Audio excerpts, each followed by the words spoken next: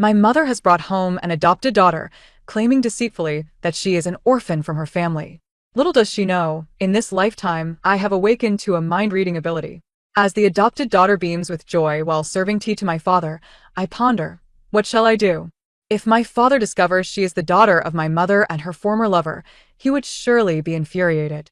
When the adopted daughter presents knee pads to my elder brother, another thought crosses my mind. In her previous life, she caused my brother to lose his sight. Should I inform him of this now? A month has passed since the foster daughter arrived at our residence, and the entire family has shown her undue favoritism. Ultimately, I found myself humiliated by a beggar she summoned, meeting my demise in a secluded corner. It was only in my final moments that I discovered the truth. She was the offspring of my mother and her former lover. Had my father not excelled in his studies, my mother would never have chosen to be with him. After marrying my father, her sole ambition was to usurp the family fortune, rendering my father a mere shadow of his former self. Everything seemed to unfold seamlessly, yet to everyone's astonishment, I was reborn. I found myself reincarnated on the very day my mother brought home the foster daughter. From now on, Niao Niao will be your sister. You must treat her well, my mother declared. Su Niao timidly hid behind her, her eyes glistening with unshed tears, exuding an air of pitiful innocence. In my previous life, this very guise of vulnerability ensnared the hearts of all at the Song residence. Upon seeing her, my father extended his hand affectionately, wishing to draw her close. I inwardly mused, if only father knew she is the daughter of mother and her uncle, would he still act so? I observed my father's hand falter for a moment, suspended in midair, as suspicion flickered across his face, scanning the surroundings. The servants had retreated to the backyard to tidy up, leaving just the four of us present. At last, his gaze settled upon me. Ing. Was that you speaking just now? Seeing my expression of confusion, he furrowed his brow and attempted to reach out once more. It is best that father remains unaware. Mother deliberately brought her back. Alas, father is truly pitiable. In the next instant, my father abruptly withdrew his hand. In my previous life, after Su Niao arrived at the estate, my father exhibited an extraordinary tolerance towards her. Little did we know that this very kindness would lead to our family's downfall. Su Niao, noticing this, feigned even greater distress. Tears glimmered at the corners of her eyes as she tugged at my mother's sleeve, asking, Madam, does the master not like me? My mother, filled with compassion, gently patted her head. What nonsense! Upon arriving at the Song residence, you are one of us. With that, she instructed someone to prepare a room in the backyard. Madam, that room is truly beautiful. Su Niao pointed towards the direction behind us. It was my chamber, facing north, adorned with a peach blossom tree. At this moment, in the spring, the blossoms were in full bloom, petals swirling through the air, creating a delightful scene. My mother nodded in agreement and said to me, Niao Niao has never lived in such a lovely place. Let her have it. I remained silent. Yet my heart was heavy with melancholy. Mother has been neglecting me lately. Is she spending all her time with my sister? Must I relinquish my own chamber for her to notice me? My mother, oblivious to my thoughts, was nevertheless heard by my father, who registered every word. His expression darkened as he called out to the servants. That is the young lady's room. Who permitted you to disturb it? I apologize, my lord. I did not mean to. I simply thought that place was too beautiful. It is all my fault for upsetting my sister, Su Niao responded swiftly. Though I had said nothing, she laid bare her every emotion. In my prior existence, she had managed to elicit my father's pity. Meanwhile, I was chastised for my reluctance to part with my own chamber, deemed spoiled and overly pampered. Su Niao sobbed, My lord, do not be angry. It is all my fault. I grew up in a dilapidated temple and have never seen such a lovely courtyard. Seeing her in such a state, I too felt wronged. Father will scold me for being petty. Perhaps I should refrain from explaining myself, but that chamber was designed according to my preferences by father himself. My father turned to me, his eyes shimmering with unshed tears. In the past, when he had just begun his official career and the estate was being renovated, he had specially reconstructed that courtyard for me.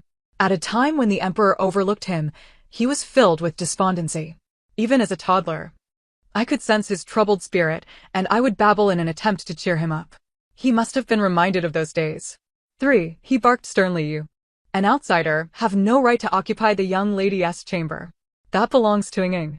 Were your childhood hardships caused by us? With that, he commanded the servants to prepare a storage room. Sun Yao was taken aback, biting her lip as tears streamed down her cheeks. Was she truly pitiable as a child? I scoffed inwardly. My mother, upon receiving my father's first salary, had immediately purchased her new garments. Now that my mother's former lover was preoccupied with his own affairs, she had brought Sun Yao back, intending to oust us. She claimed that I was too taciturn and sought to provide me with companionship. Every detail was meticulously planned to displace our family and usurp our place. My father was a rugged man, his heart devoted solely to the nation, preoccupied with saving the populace. Naturally, he was inclined to assist a homeless individual. Thus, he permitted my mother to bring her home. Little did he know that their carefully laid plans were disrupted by my presence. My mother, visibly anxious, grasped my father's wrist. My lord, Niao Niao has never been cared for and is visiting such a splendid place for the first time. It is only natural for her to wish for a comfortable stay. Why be so stern? I observed the look of disdain on my father's face, knowing he must be inclined to question my mother. Yet, it was not the appropriate moment. Thus, he caught wind of my thoughts. Mother must be attempting to drive us away. Her former lover wields influence in Jiangnan, and if we alert them now, it may yield adverse consequences. My father sighed deeply, suppressing his anger, and turned to me, saying, Ying, come with me. He took me away, while my mother evidently wished to say more. After all, my father was perpetually occupied with state affairs and had little time to linger here. To win his favor, she must seize the moment with Sun Yao. However, my father was already preoccupied, his mind clouded with confusion. My mother and Sun Yao exchanged glances, perhaps pondering why my father, usually so straightforward, had suddenly become so suspicious. Upon entering the room, my father pulled me close, his expression grave as he asked, Ying, what is troubling you? I replied, feigning confusion, yet internally I thought, does father truly believe them?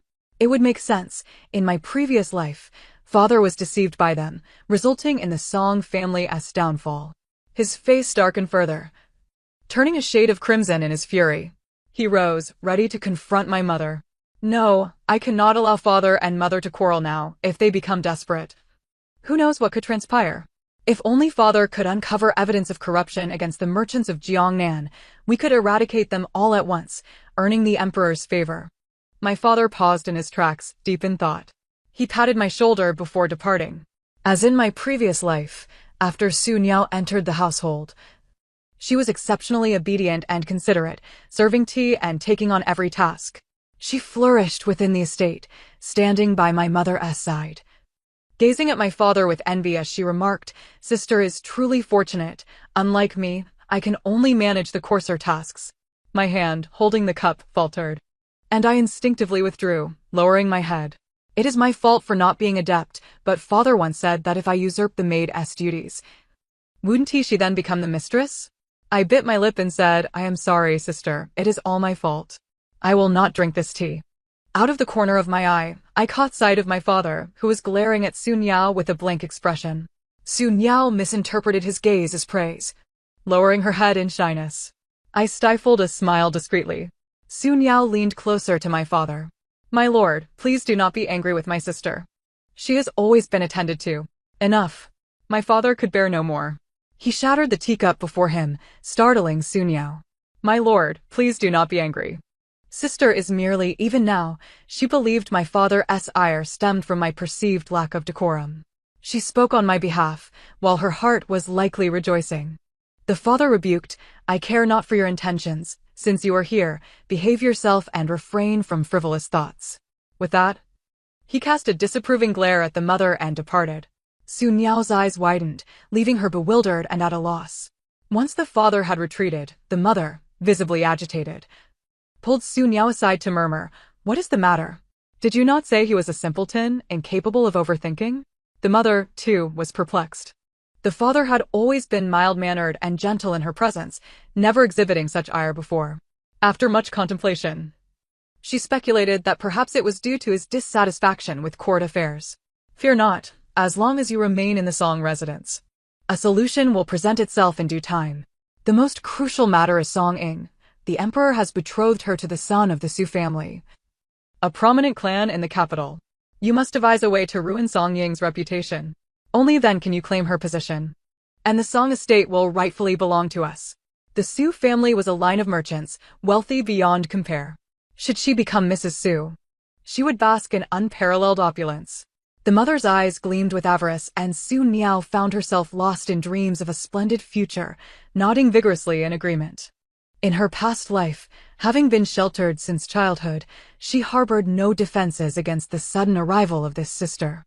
Not only did she provide for her every want, but she also concealed any transgressions on her behalf.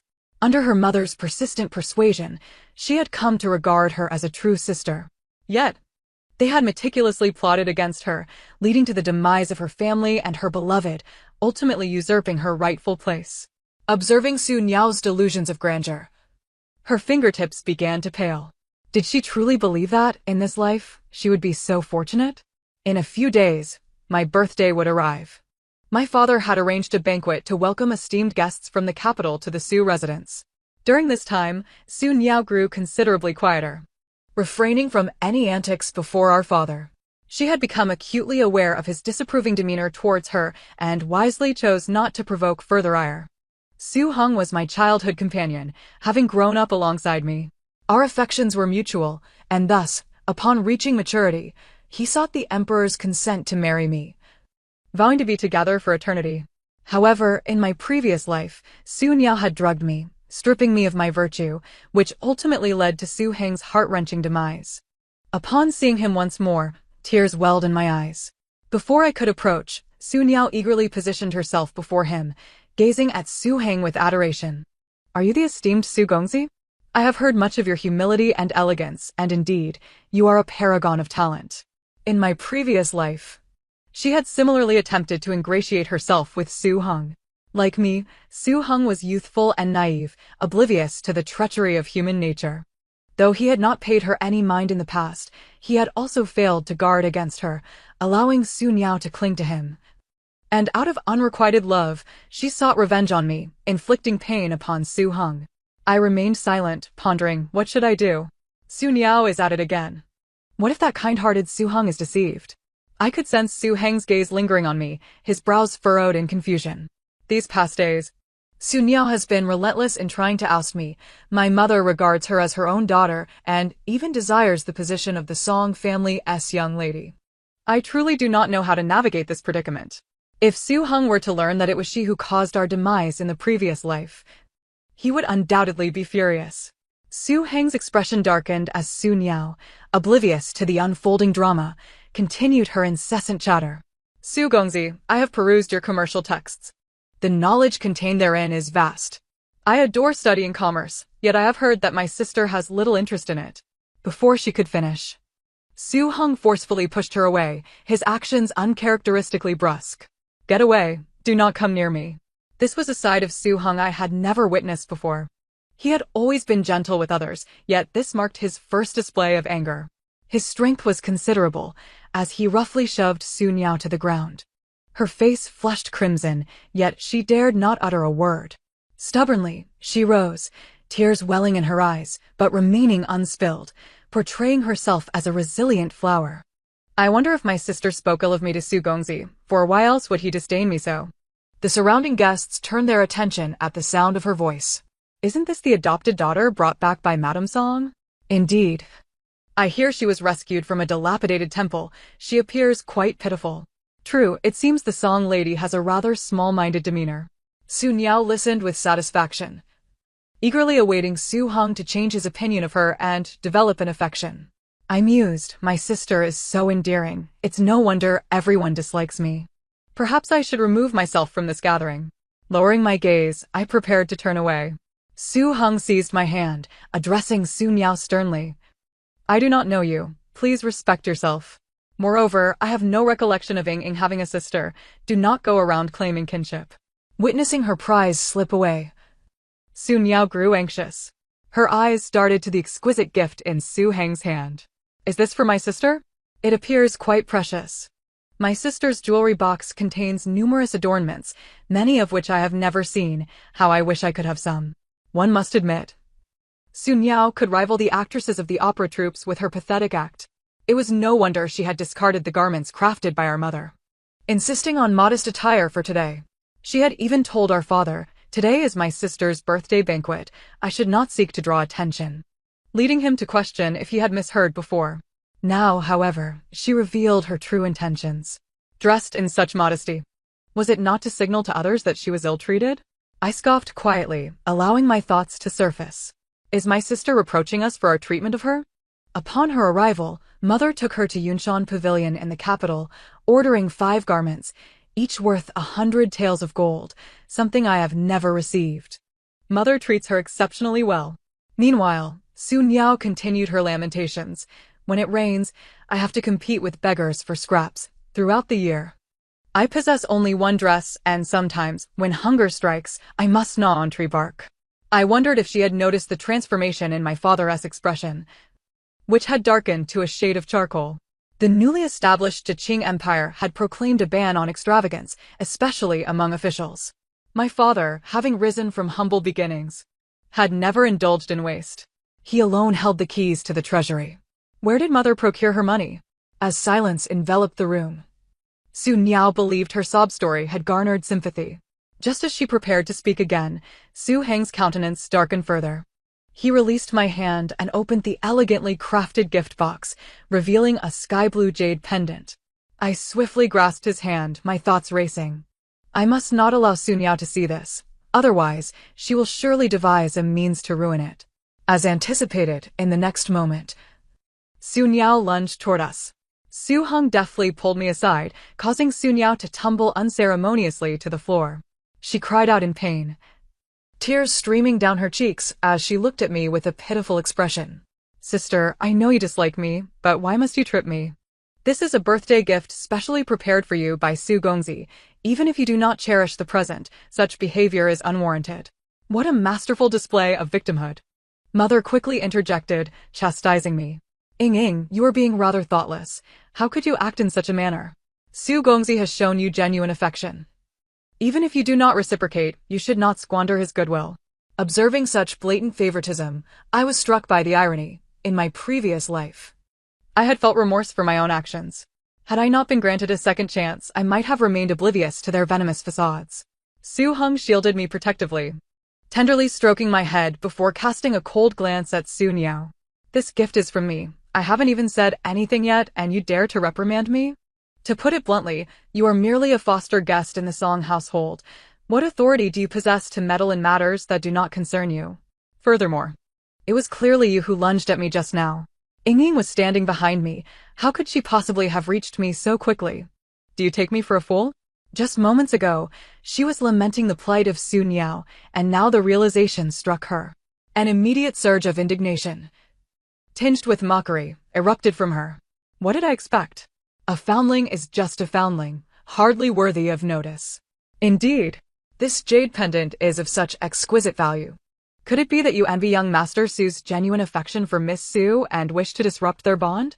TSK, TSK, TSK, so young yet so venomous. The guest's caustic jeers assailed Sun Yao, who quickly found herself unable to maintain her composure. Her lips turned downward, tears welling in her eyes, as though she had suffered a great injustice. Su Heng pressed on relentlessly. "This is Ying's birthday banquet. What business do you, an outsider, have here?" I. Sun Yao's face flushed crimson with urgency as she sought her mother's help. Yet, before such a multitude of guests, her mother dared not show her usual favoritism. Everyone had witnessed the events unfold. She is my mother. How could she come to the aid of an outsider?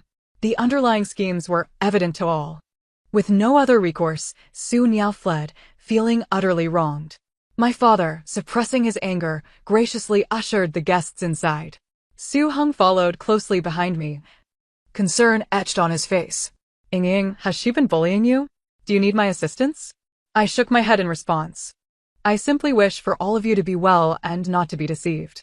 Su Heng gently ruffled my hair. "I shall ensure that you endure no grievances." After the banquet concluded, my father summoned everyone in the household, including my mother. She fawningly offered him tea. "What troubles you, my lord?" My father shot her a cold glare, dismissing her hand. He inquired in an icy tone, "Who manages the accounts of the Sioux family?"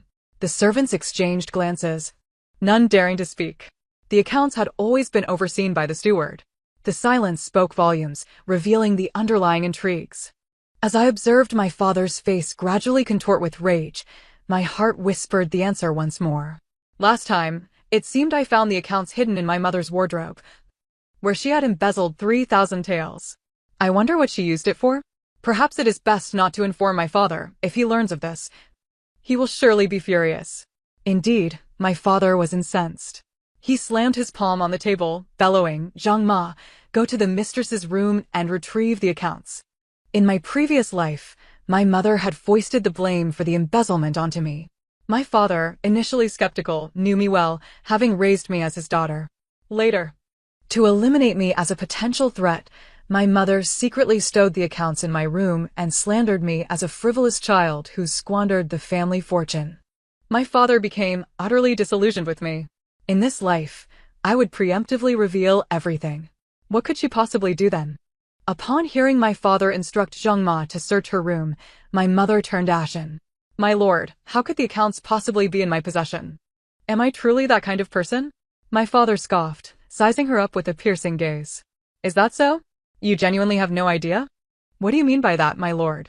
My mother sensed his growing skepticism and became increasingly agitated. Zhang Ma hurriedly returned with the accounts, a thick bundle in her hands. My father, unfamiliar with such matters, summoned the elderly steward.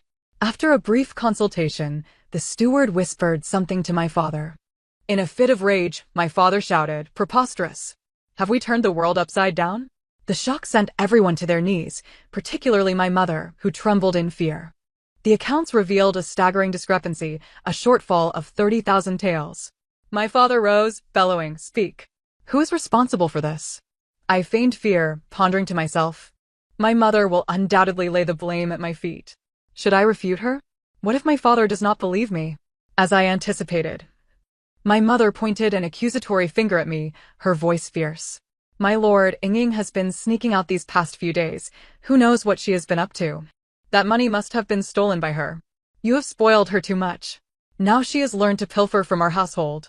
With that, she shot me a venomous glare. "Quickly confess to your father what you have done with the money." I weakly retorted, "I didn't take it, it wasn't me." My mother lunged at me, delivering a stinging slap. The force of it made blood rush to my mouth. I covered my face, feigning disbelief at her actions.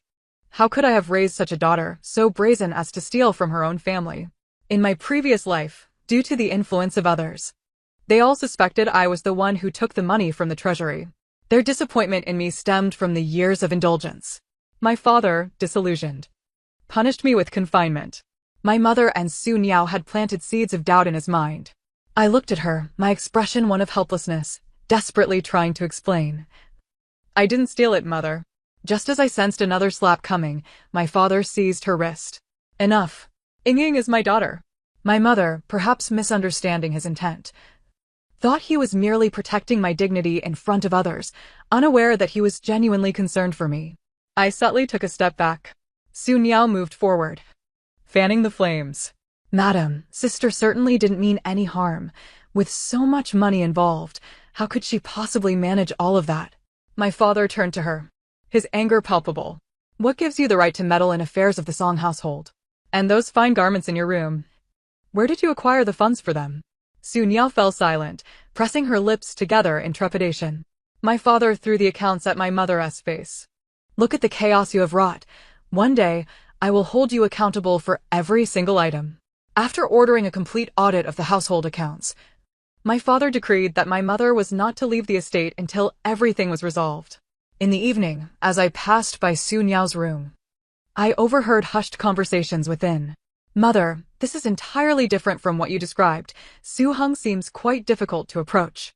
How am I supposed to get close to him?" Su Niao complained with dissatisfaction. My mother was tending to her wounds, wincing in pain. "How was I to know? That young man appears so mild-mannered yet is utterly captivated by Song Ying, that vixen." Despite being her own offspring, she referred to me as a vixen. It was evident how little she thought of me, how much she detested this place. In our childhood, she had shown us kindness. During summer, when father went to court, she would take us fishing by the river. In winter, she would craft warm garments for us. Before us, she always wore the guise of a loving mother, seemingly devoted to our well-being. Yet to think that such a person had deceived us for over a decade filled me with sorrow and dread. And as for father, did you not say he lacks intelligence? I have been serving him tea and water these past few days, yet he hardly pays me any mind. My mother, too, was bewildered. Father indeed seemed indifferent to these matters. After their marriage, he lavished my mother with boundless affection, granting her every wish. He never took a concubine, and she lived comfortably within the estate. She could not fathom where things had gone awry. It was as if he had transformed into a different person altogether. My mother patted Sun Yao's hand, reassuring her, "Fear not, in a little while your elder brother will return. With his recent military achievements, perhaps the emperor will grant him promotions. If Su Hong does not find you suitable, we can consider your brother instead." I turned away and left, calculating the days. My brothers are indeed returning. We, the 3 children of the Song family, consist of 2 sons and 1 daughter. I was raised in an environment of indulgence. My 2 elder brothers were sent by my father to the frontier to serve in the army. The eldest brother is now a general, while the second brother has yet to make a name for himself. In my previous life, Sun Yao caused my demise and that of Su Hong, and subsequently schemed to seduce my elder brother. He, with a temperament akin to our father's, was utterly oblivious to the sentiments of a woman. He was swiftly brainwashed by Sun Yao and ultimately fell victim to a drug that afflicted him with an eye ailment, preventing him from returning to the battlefield. As for my second brother, he fell hopelessly in love with Sun Yao at first sight, consistently defending her, even to the detriment of his own family. After my death, I discovered another secret. The second brother and Sun Yao are actually siblings. No wonder he never seemed to assimilate with us, often conspiring with the young ruffians of the capital to bully me. In this lifetime, none of them shall escape. On the eve of the reunion festival, my second brother and eldest brother returned triumphantly. His Majesty specially decreed that they forego formal greetings and return home swiftly for the reunion dinner. After years of separation, my eldest brother remains as spirited as ever, while my second brother is as glib as he once was. It is said that their recent victory was solely due to the efforts of my eldest brother, while my second brother merely sought to establish a reputation within the military. Sun Yao greeted them with a radiant smile. "It is a pleasure to meet you, second young master and eldest young master." Sun Yao, possessing remarkable intelligence, recognized that the path with Su Hong was futile and decisively abandoned it. In her perception, the Song family would inevitably become her possession, pouring tea for them. Her every gesture exuded a feigned fragility. "I have long heard of your distinguished presence, eldest young master, and your handsome visage, second young master." A smile crept upon my lips as my inner voice resonated. Finally, I see my brother again. In my past life, Sun Yao drugged him, leading to his eye ailment and ultimately his death on the battlefield. How heartbroken he must have been then. My eldest brother sputtered, scattering tea across Sun Yao's face. Caught off guard, Sun Yao hesitated to react, maintaining her composure and timidly inquiring, "Was it too hot?" My second brother, concerned, asked, "What is it, brother?" Only my eldest brother heard my inner thoughts. He scanned the room and finally fixed his gaze on my troubled countenance. "Ying, was that you speaking just now?" I innocently shook my head, yet my mind raced with thoughts of how to alert my brother. What if he does not believe me? My eldest brother's expression darkened. Sun Yao stood awkwardly, resembling a fallen beauty. My second brother immediately rose, shedding his cloak to drape over her. An onlooker might have thought she had been drenched. Sun Yao blushed, embodying the essence of a delicate and fragile maiden. "Thank you, second young master." She lifted her tear-filled eyes, causing my second brother's ears to flush. Observing their flirtation, I mused, indeed, my second brother seems to favor Sun Yao. Yet, why do they appear somewhat alike? My eldest brother cast another astonished glance in my direction. I blinked innocently. "What is it, brother?" "And nothing," he stammered, falling silent. Subsequently, he distanced himself from Sun Yao's deliberate advances. Perhaps having heard my thoughts, he refrained from engaging with her further. Conversely, my second brother, even without Sun Yao's overt pursuit, trailed behind her with fervor. It seemed that with my eldest brother proving hopeless, Su Niao shifted her affections towards my second brother. In early spring, as April dawned, my mother's old acquaintance returned from the south. Meanwhile, my father was in the palace discussing state affairs with the emperor. Word reached us that he had been thriving with his business ventures in the south and had gained some renown, thanks in no small part to my mother, who had shamelessly pilfered from the Song family's coffers to support him. My eldest brother began to sense something amiss. He frequently engaged in jovial conversations with our mother, who sometimes even personally offered him massages. The servants of the household could hardly bear to witness such impropriety. My mother deceitfully claimed that he was merely her cousin. Utter nonsense. After decades, where did she conjure such a cousin? The bond between mother and uncle is truly commendable.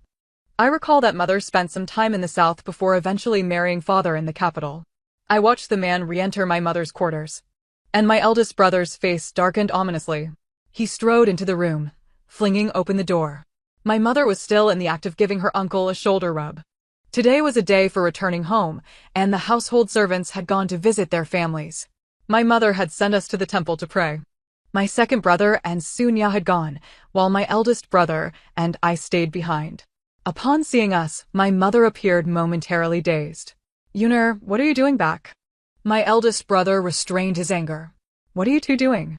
The man, unfazed, chuckled heartily and pulled my mother into his embrace. "What do you think? Can't you tell?"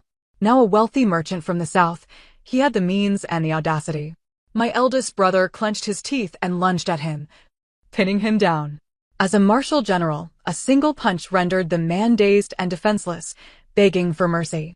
In the ensuing chaos, my father returned, accompanied by a decree. He had uncovered the man's collusion with officials in corrupt dealings. As he was taken away, my second brother and Su Niao returned just in time.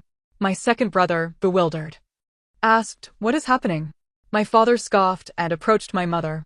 She had collapsed in fright, taking a moment to grasp the situation. Clutching his leg, she mumbled incoherently, my lord, I was wrong, my lord." My father gazed at her, his eyes ablaze with fury. "I have treated you with kindness, and yet you failed to cherish it, even conspiring with outsiders to harm our family. How can you be such a venomous woman?" He forcefully shoved her away, turning his back in refusal to look at her. "Do you know that had it not been for me, you would never have enjoyed such a carefree life? Without me, how would you have escaped that wretched place?" Before meeting my father, my mother had been a servant in a brothel. My father, kind-hearted, had taken her in. After several years together, feelings blossomed between them. My father endured numerous hardships to ensure she entered the household with dignity. Eventually, my mother, inspired by her circumstances, insisted on becoming a noble lady. My father then took up studies, dedicating himself to the pursuit of scholarly success. After much toil, he attained the esteemed position of a censor. Every step he took was for her sake, for the sake of our family's betterment. His words were firm, but his heart was soft. My mother, covering her face, wept bitterly, unable to utter a single word. Su Niao, sensing the tension, knelt and sobbed, "My lord, please forgive the lady this once. She was merely confused. It was not intentional." Silence. My father had tolerated her long enough. "You are but a bastard. Had it not been for you, would Ying have turned out this way?" He pushed Su Niao's hand aside. My second brother rushed to support her, discontentedly stating, "Father, it is Mother's fault. What does Niao have to do with this? She is merely a weak girl." My father scrutinized my second brother, then glanced at Su Niao. In recent times, he had been preoccupied with state affairs, oblivious to the questionable conduct between the two. Suddenly, Su Niao clutched her abdomen, grasping my second brother's hand in anguish. "Second young master, I have a stomachache." Only then did I notice that her belly appeared somewhat swollen. Regardless of my father's displeasure, it was a matter of human life at stake. He let out a heavy sigh and summoned a physician. As I had suspected, she was with child. The father, incensed, struck the second brother across the face. "You wretch! Look at the mess you've created." The second brother covered his face, yet his thoughts remained fixated on Su Niao. It was evident that he was elated. Su Niao also radiated joy. Despite the father's harshness, this was, after all, his grandchild. The transgressions of his son could not go unattended.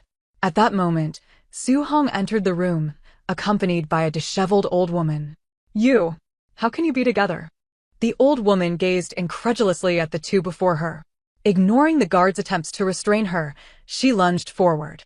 You cannot be together. This child must not be born. The woman, as if driven mad, struck Su Niao's belly furiously.